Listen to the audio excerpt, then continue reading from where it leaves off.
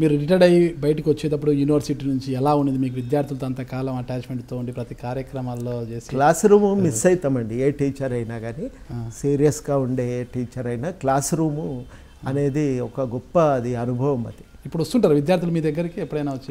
అప్పటి వాళ్ళు కలుస్తుంటారు, ఇప్పటి వాళ్ళు వస్తుంటారు. మీ బ్లెస్సింగ్స్ కోసం వస్తుంటారా?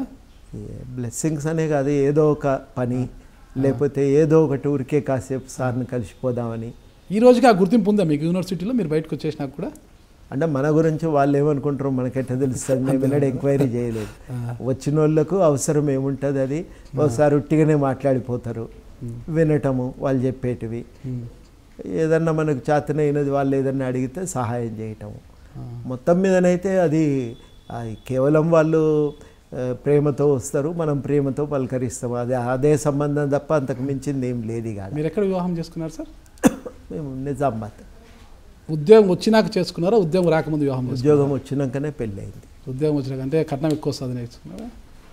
కట్నము ఆ రోజుల్లో ఎందుకో కానీ మా ఇంట్లో మా తల్లిదండ్రులు 5 ఆడపిల్లలు కావటంతోనో ఏమో కట్నం ఆశ వాళ్ళకు లేకుండే. అమ్మాయి మంచి వాళ్ళు అయితే చాలు అని మేము కూడా పట్టుబట్టినాం. మీరు ఎట్టి పరిస్థితుల్లో కట్నం తీసుకోవద్దని. మా నాయన అన్నాడు, నాకే లేని ఇష్టం నీకెందుకు రాడు, నేను దీని మీద ఏం ఆశపడతారా, నాకే లేదు ఇష్టము అని అంటే, సరే దానికి మాకేమొద్దని చెప్పిండ్రు వాళ్ళు. ఏమి ఇచ్చారు మళ్ళీ మీకు పెళ్ళికి? ఏం లేదు, పెళ్ళికి ఏం లేదు. సాధారణంగా బట్టలు ఇస్తారు కదా, అంతకు మించి ఏం లేదు. వాచ్, ఉంగరం, బ్రాస్లెట్, చైన్ అట్లాంటివి ఏం లేవు. దాంట్లో ఏం లేవు.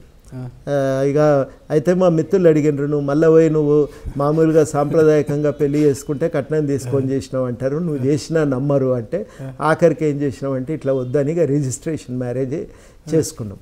దండల మార్పిడే మాది. దండల మార్పిడి. అట్లా వాళ్ళ బంధువులు కూడా ఉండి మంచి ఆలోచనే కానివ్వండి, అట్లా దాన్ని మీరు ప్రోత్సహించాలే కానీ నిరుత్సాహపరచొద్దని చెప్తే లాస్ట్కు దండల మార్పిడి అయిపోయినాక రిజిస్ట్రేషన్ చేసుకున్నాం. మేడం ఏ ఊరు అన్నారు సార్ మీరు? నిజామాబాద్. నిజామాబాద్. అంటే మేడం క్వాలిఫికేషన్ సార్ అప్పటికి? మీరు ప్రొఫెసర్ కదా? అంటే ఆమె బీకామ్ చదువుకుంది. BCom sir. మేడం తర్వాత ఇంకా అదే పిల్లలు. మేడం పేరు సార్?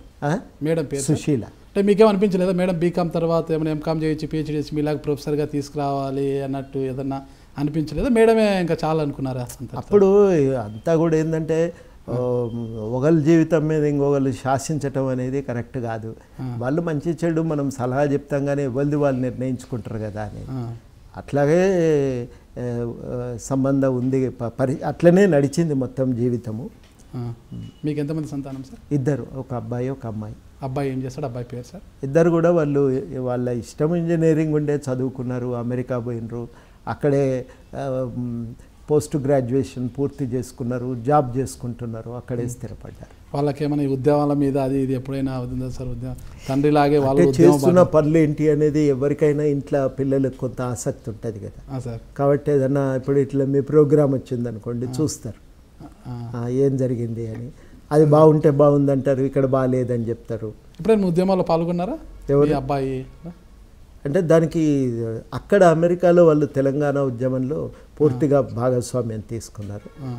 ఇక్కడికి వచ్చినప్పుడు ఇక్కడ జరిగే మీటింగ్లకు వాటికి హాజరైపోతుంటారు.